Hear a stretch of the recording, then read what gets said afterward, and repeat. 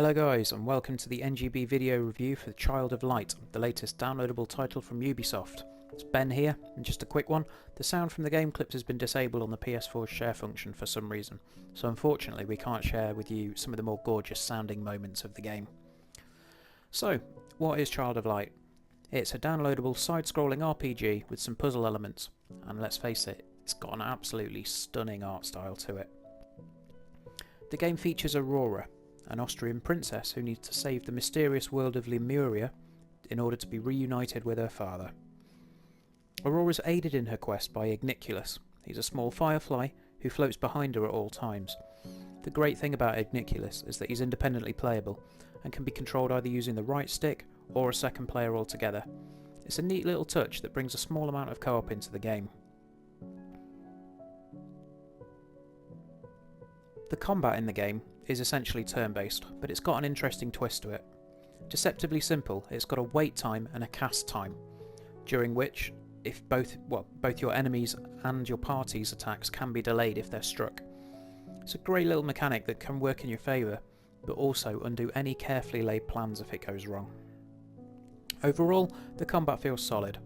The twist on a turn-based system certainly brings an element of strategy into battles that can sometimes feel missing from an RPG such as this, particularly downloadable ones that, in all fairness, aren't going to give you hundreds of hours of gameplay. As with most RPGs, certain enemies are weaker against certain attack types, and they'll react accordingly. It's important to learn how to balance your elemental attacks and physical attacks, although these can be combined thanks to the robust upgrade and crafting systems in the game. Throughout the story, you'll pick up oculi, small crystals which can be combined to provide different effects when applied to your characters. These attributes range from elemental damage to speed and health upgrades, and overall, there isn't a huge amount to complain about. The skill tree is pretty enormous, and it allows you to go off in multiple directions at once, which is pretty impressive for a game of this size.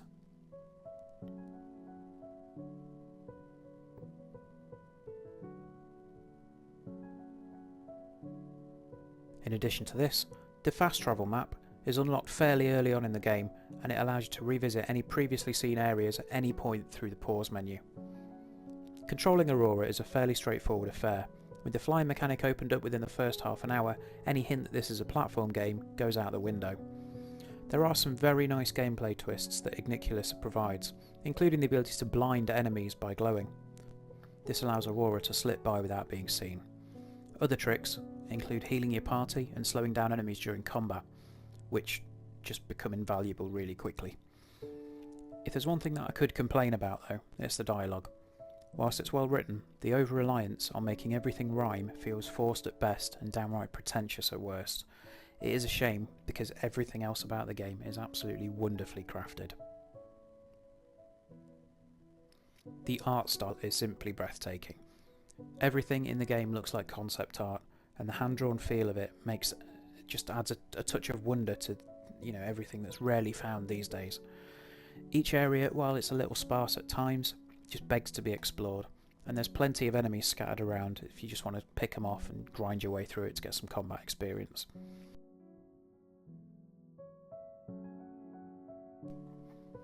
All in all, Child of Light is an absolutely gorgeous addition to anyone's gaming library.